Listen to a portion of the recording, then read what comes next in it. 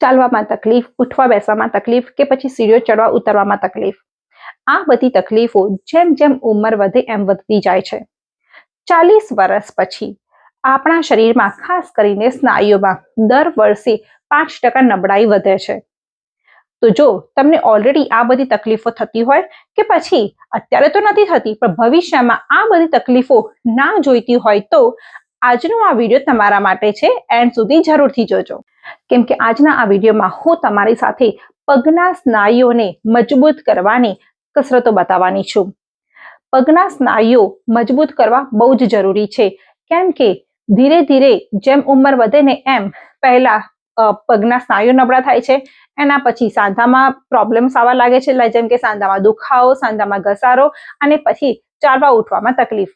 એટલે અત્યારના સમયમાં 90% લોકોની કમ્પ્લેનો, તકલીફો પગને લઈને જ હોય છે અને એટલે જ આપણે આપણા પગને મજબૂત રાખવા બહુ જ જરૂરી છે. તો ચલો હવે આપણે એક્સરસાઇઝીસ જોઈ લઈએ, કસરતો જોઈ લઈએ. પણ એના પહેલા જો તમે મારા વિડીયોને લાઈક અને સબસ્ક્રાઇબ ના કર્યું હોય તો જરૂરથી કરી લેજો, જેથી તમે મારા આવતા આવા નવા હેલ્પફુલ વિડીયો જોઈ શકો અને હેલ્પફુલ લાઈફ એન્જોય કરી શકો. હેલો એવરીવન, કેમ છો બધા? હું આશા રાખું છું કે તમે બધા મજામાં જ હશો. હું છું ડોક્ટર ભાવિકા, ફિઝિકલ થેરાપિસ્ટ. તો ચલો હવે આપણે આપણી કસરતો જોઈ લઈએ. કસરતો ચાલુ કરતા પહેલા આપણે વોર્મઅપ કરીશું, એટલે કે આપણા બોડીને કસરત કરવા માટે થોડું રેડી કરીશું. આ વોર્મઅપ 2 થી 5 મિનિટ સુધીનું જ આપણે કરીશું. તો વોર્મઅપમાં આ રીતે તમારે ઊભું રહેવાનું છે, ઓકે? અને ધીરે ધીરે પહેલા આપણે આપણા માથાથી લઈને નીચે પગ સુધીમાં બધા જ સ્નાયુઓને થોડા 5-10 વખત હલાવી દઈશું, એટલે આપણું શરીર કસરત કરવા માટે રેડી થઈ જાય, ઓકે? તો આ રીતે ઊભું રહેવાનું છે. પછી પહેલા આવી રીતે માથાને આવી રીતે સર્કલ મૂવમેન્ટમાં કરીશું. 2, 3, 4, 5, ઓકે? અને પછી એને ઊંધું 5 વખત. 1, 2, 3, 4, 5, ઓકે? એના પછી આવશે શોલ્ડર, ઓકે? 1, 2, 3, 4, 5, રાઈટ? ફરી શોલ્ડર્સનું સર્કલ કરીશું આખું. 1, 2, 3. તમે આ રીતે કરી શકો છો, કાં તો પછી આ રીતે હાથ રાખીને આખું આ રીતે બી કરી શકો છો, ઓકે? 4, 5 અને પછી ઊંધું. 1, 2, 3, 4, 5, ઓકે? આ રીતે કરવાથી પણ આખું જે સ્કેપ્યુલા પાછળ જે છે આખું શોલ્ડરથી બધું સારા એવા સ્નાયુ વોર્મ થઈ જાય છે. એના પછી આ કોણી અને હાથની કાંડા માટે આખું આ રીતે, ઓકે? 1, 2, 3, 4, 5, રાઈટ? બેક આવશે. 1, 2, 3, 4, 5. એના પછી 1, 2, 3, 4 અને 5, રાઈટ? અને થોડું આ રીતે પગથી એડીઓથી ઉપર નીચે થઈ જઈશું, રાઈટ? 5 વખત. તો આ રીતે આપણે આપણા આખા શરીરને એકદમ લાઇટલી વોર્મઅપ કરી દીધું, જે આપણે 2 મિનિટમાં ફિનિશ કરી દઈશું. તો હવે આપણે સ્ટાર્ટ કરીશું કસરત પગને મજબૂત કરવાની, ઓકે? તો ફર્સ્ટ કસરત કરીશું કે જેમાં આપણે ટેકો લઈને ઊભા રહીશું ક્યાંય પણ, ઓકે? દિવાલે કે કઠેડાએ, અને પગને એક પછી એક આપણે હલાવીશું, ઓકે? તો પહેલા એક પગે હું 10 વખત બતાવીશ અને પછી બીજા પગે, ઓકે? તો જો 1, 2, 3, 4, 5. આ રીતે 10 વખત અહીંયા. 1, 2, 3, 4, 5, 10 વખત, ઓકે? 10 એવી રીતે 10 ના 2 સેટ કરવાના, ઓકે? એના પછી છે કે તમે સાઈડમાં 1, 2, 3, 4, 5, 10 ના 2 સેટ, ઓકે? અને એના પછી આ તમારો બીજો ડાબા પગને તમારે કરવાનું છે. 1, 2, 3, 4, 5, ઓકે? 10 ના 2 સેટ. પણ તમારાથી જેટલા થાય ઊંચા એટલા કરવાના છે, અને પગ જ્યારે ઉપર કરો ને ત્યારે આવી રીતે ઉપરના શરીરની મૂવમેન્ટ ના થવી જોઈએ. અને બીજું, તમારે તમારા કોર જે પેટના મસલ્સ છે એને સારા એવા પકડીને રાખવાના. ઓકે, એકદમ ફ્રીલી નહીં રાખવાના, તો સારી એવી કસરત થશે આ રીતે પગની. તો પગને આપણે આગળ કર્યું, સાઈડમાં કર્યું અને પછી થશે પાછળ. 1 2 3 ઓકે 4 5. એ રીતે બીજા પગે 1 2 3 4 5.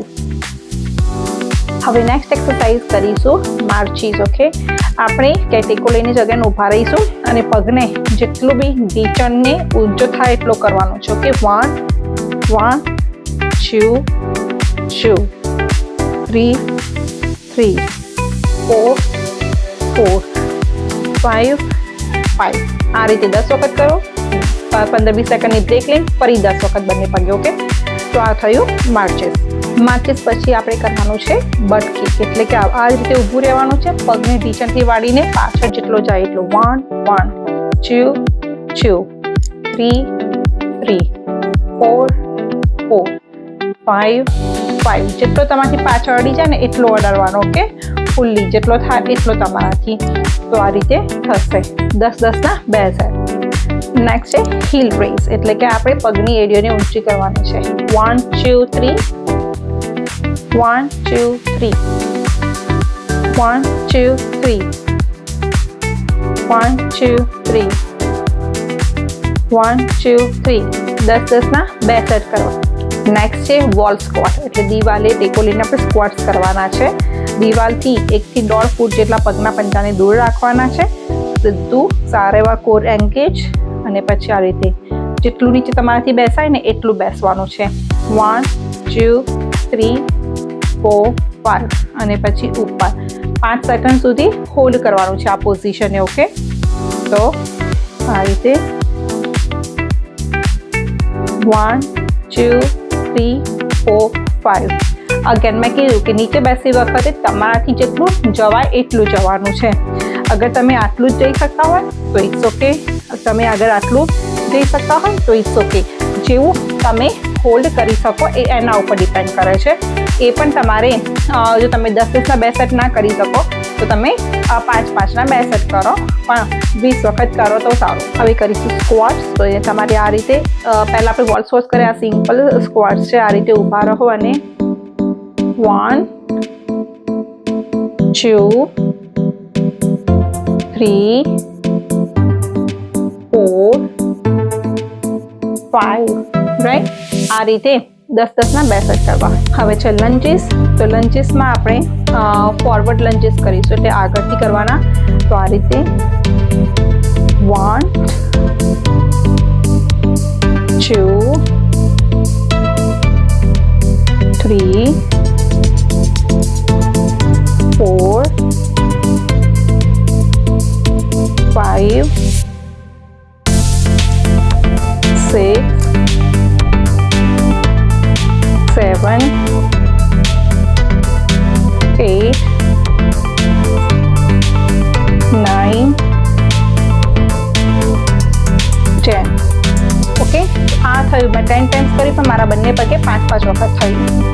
આ તમારે 10-10ના 2 સેટ કરવા. અને તમે આનાથી પગ ખાસ કરીને નીચેની આજુબાજુના સ્નાયુઓ, તમારા ગ્લુટ્સ બહુ સારા એવા તમે સ્ટ્રોંગ કરશો.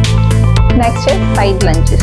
સાઈડ લંજીસમાં આપણે આ રીતે ઊભું રહેવાનું છે, હાથને કમર ઉપર મૂકવાના છે અને પછી ઢીંચણને 1 by 1 વાળવાનું છે. તો 1 2 3 4 5 6. ઓકે, તો આ રીતે 10-10ના 2 સેટ કરવાના છે. નેક્સ્ટ એક્સરસાઇઝ છે સ્ટેપ અપ એન્ડ ડાઉન. જો તમારા ઘરમાં પગથિયા હોય તમે પગથિયામાં ઉપર નીચે કરી શકો છો, નહીં તો આ રીતે. તો 1 2. ઓકે, અત્યારે હું મારા જમણા પગેથી જ ઉપર જાઉં છું. 3. આ તમારે 10 વખત કરવાનું. 4 and 5. ઓકે, તમારે 10 વખત સુધી કન્ટિન્યુ કરવાનું. જમણા પગથી કર્યું, હવે ડાબા પગથી. 1 2 3 4 5 ઓકે તો આ રીતે 10-10 ના 2 સેટ કરવાના બંને પગે વારાફરતી ઓકે અને પછી આપણે સાઈડમાંથી પણ ઉપર નીચે કરીશું તો સાઈડમાં કરવા માટે આ રીતે 1 2 3 4 5 ઓકે આ થયું ડાબી બાજુમાં અને પછી જમણી બાજુમાં કરવા માટે 1